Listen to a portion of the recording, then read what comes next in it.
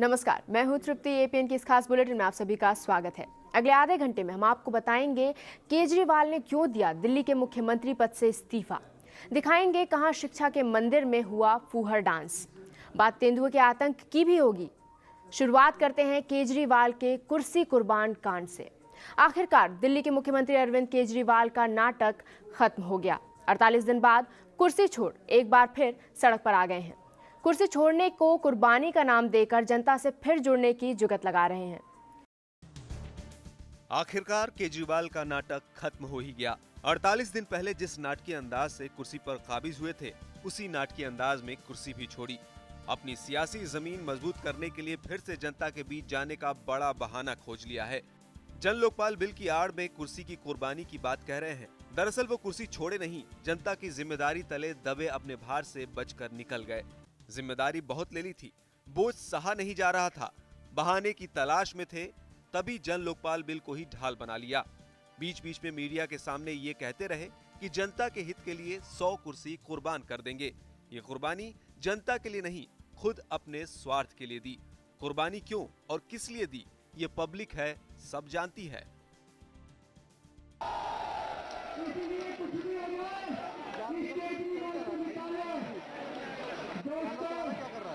मैं बहुत छोटा आदमी हूँ, मेरी कोई औकात नहीं है, मैं आदमी से एक आदमी हूँ, यहाँ पे गद्दी के लिए नहीं आया, कुर्सी के लिए नहीं आया। आज अगर तो हमारी सरकार इस्तीफा देती है।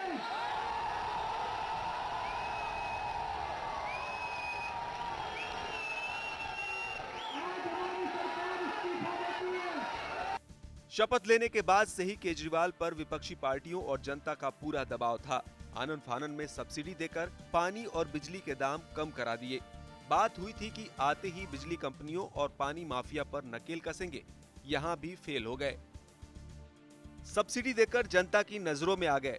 भ्रष्टाचार के लिए स्टिंग ऑपरेशन, हेल्पलाइन और न जाने क्या क्या। तुरंत ही हीरो बनने के चक्कर में जीरो बन गए। चुनाव से पहले और बाद तक पार्टी कहती रही कि न किसी से समर्थन लेना है और न ही किसी को देना है, लेकिन कुर्सी के लिए अपना संविधान बदल दिया। जनता से राय मांगी, जनता ने भी सरकार बनाने के लिए हामी भर दी। लेकिन सियासी मैदान के कच्चे केजरीवाल कांग्रेस के बिना शर्त समर्थन देने के झांसे में आ गए।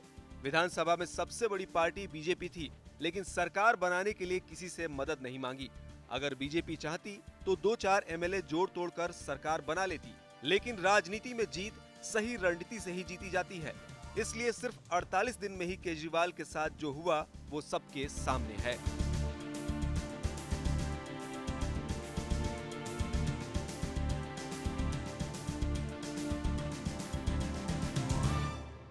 केजरीवाल ने कुर्सी तो छोड़ दी, लेकिन विधानसभा में जन लोकपाल बिल पास नहीं करा सके। लेकिन इस बिल को लेकर उनकी मंशा पर कई सवाल भी उठने लगे हैं। जन लोकपाल बिल को लेकर दिल्ली विधानसभा में भारी हंगामा हुआ। विरोध इस कदर कि विधानसभा में दिन भर शोर शराबा होता रहा। एक तरफ केजरीवाल जन लोकपाल बिल विधानसभा में पेश करने के लिए अड़े हुए थे, वहीं बीजेपी और कांग्रेस के विधायक उपराज्यपाल से बिना मंजूरी लिए बिल पेश किए जाने को असंवैधानिक बताते हुए विधानसभा अध्यक्ष को समझाने की कोशिश करते रहे। इस बीच विधानसभा अध्यक्ष ने बिल पेश हो या न हो, इस पर वोटिंग की अनुमति दे दी। बिल के पक्ष में 27 वोट पड़े और 42 विधायकों ने बिल को नकार दिया। बिल पेश नहीं होने के पीछे कई कारण हैं, जो केजरीवाल की मंशा पर सवाल उठा रहे हैं। सवाल है कि अगर बिल पास कराना मकसद था, तो केंद्र की मंजूरी लेकर पेश करने में क्या हर्ज था। बार बार कांग्रेस भी यही कह रही थी कि संवैधानिक तरीके से बिल लाए तो समर्थन किया जाएगा। कानून मंत्रालय समेत सभी कानून विशेषज्ञ कह चुके थे कि उपराज्यपाल की मंजूरी जरूरी है। इससे पहले जन लोकपाल बिल पेश करने को विधानसभा के एजेंडे से हटा दिया गया था। इसके बावजूद उन्होंने सोशल साइट के जरिए यह बताने की कोशिश की कि कांग्रेस और बीजेपी ने हंगामा कर विधानसभा में बिल पेश नहीं होने दिया। साथ ही बात बात पर बिल के बहाने इस्तीफे की बात कहते रहे।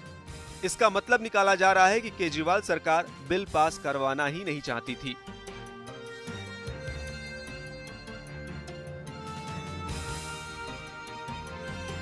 दूसरी ओर आरजेडी सुप्रीमो लालू प्रसाद यादव ने ट्वीट कर केजरीवाल पर करारा हमला बोला है। उन्होंने कहा कि केजरीवाल का इस्तीफा जिम्मेदारी से भागने का एक बहाना है। बाहर से गाली देना आसान है, लेकिन कुर्सी पर रहते हुए समाधान ढूंढना मुश्किल है। लोकसभा चुनाव नजदीक है, ऐसे में उद्घाटनों का दौर भी जारी है। मौका डिग्री कॉलेज के उद्घाटन का था, वहीं पर महफिल जम गई ताकि भीड़ को रोका जा सके, इसीलिए फूहड़ डांस का सहारा लिया गया।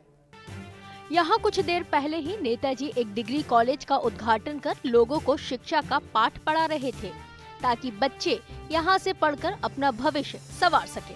भाषण के बाद अब बारी थी वोट बैंक को मजबूत करने की। लोग उद्घाटन समारोह में शामिल होने आए थे। कॉलेज का उद्घाटन भी हो गया, लेकिन यहाँ नाच गाने का तगड़ा इंतजाम भी था। फिल्मी गानों पर नाच गाना शुरू हो गया।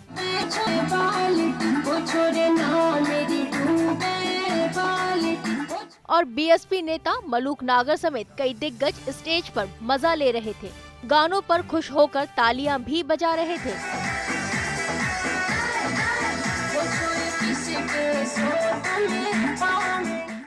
पहली बात तो ये कि 1 करोड़ लगाया है, ये किसने कहा? यह शिक्षा की बात है। 100% कॉलेज बनाया गया है, 100% अच्छे संस्कार दिए जाने चाहिए, 100%। लेकिन भारतीय संस्कृति के तहत और बुजुर्ग लोग अगर अपनी रागनी सुन रहे हैं तो इसमें रागनी सुनने में मैं रागनी हो सकता हो रही हो ये कोई डांस वांस नहीं होगा। मैं समझता हूँ कि एक रागनी का प्रोग्राम है। रागनी में अक्सर जो है सांस्कृतिक प्रोग्राम होते हैं। महिलाएं भी यहाँ आई थी, लेकिन फूहड़ डांस देखकर मुंह छुपाकर हंस रही थी। लोग फूहड़ डांस पर तालियां भी बजा रहे थे। नेताजी से जब पूछा गया कि ये क्या हो रहा है, तो जवाब कुछ इस तरह से आया। ऐसे में सवाल ये है कि आखिर राजनीति किस मुकाम पर पहुंच गई है।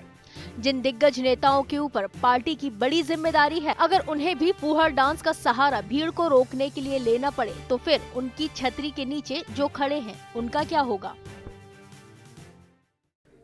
इलाहाबाद हाईकोर्ट के अधिवक्ता राकेश पांडे की गुमशुदगी का रहस्य गहराता जा रहा है।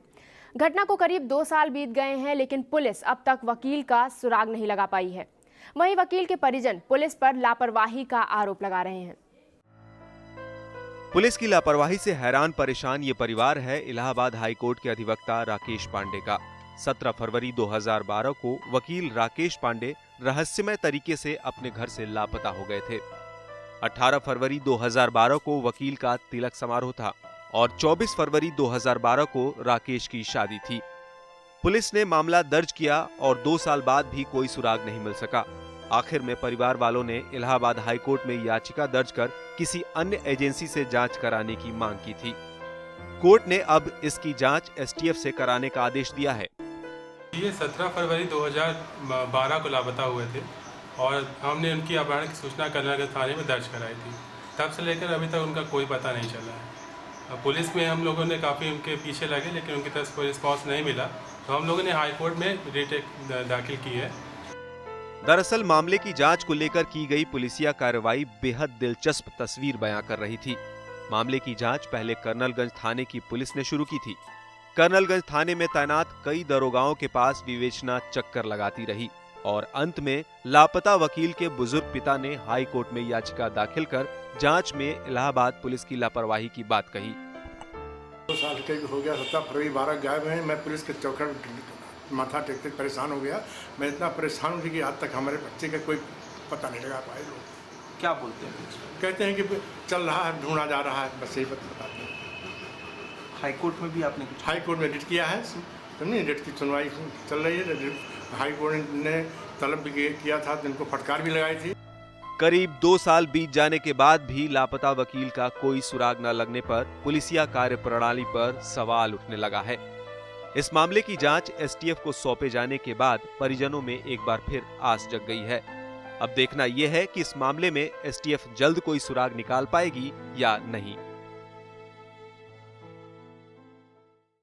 यूपी के फिरोजाबाद में एक चौंकाने वाला मामला सामने आया है, जहां एक डॉक्टर ने पहले अपनी बेटी की गोली मारकर हत्या कर दी और फिर खुद को भी गोली मार ली। इस घटना के बाद से पूरे इलाके में सनसनी फैल गई है।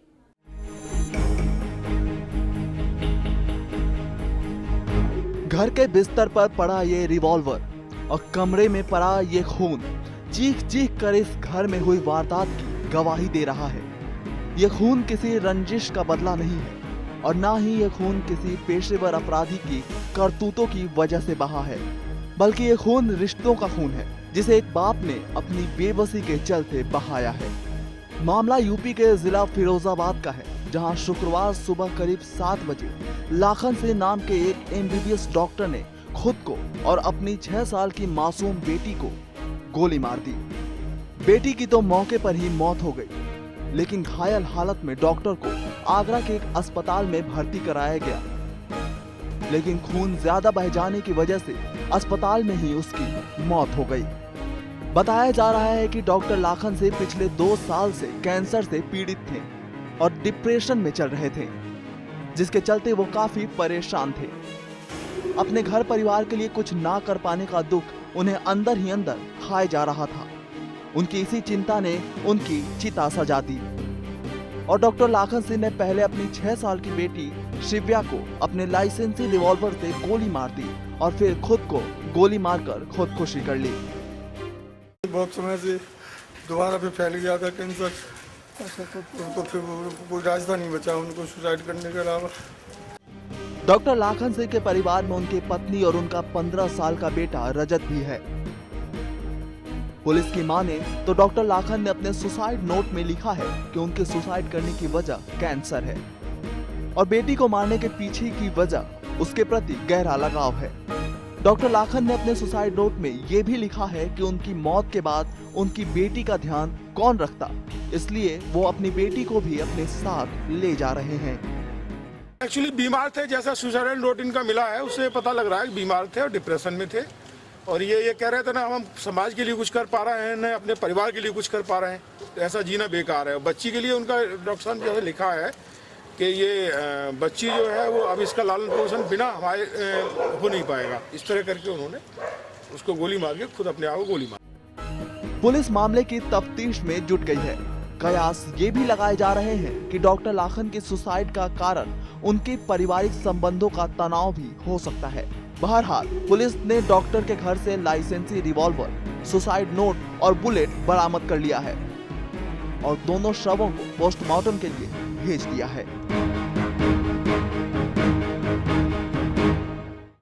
अभी वक्त है एक छोटे से ब्रेक का। ब्रेक के बाद हाजिर होंगे कुछ और खबरों के साथ, तो देखते रहिए APN।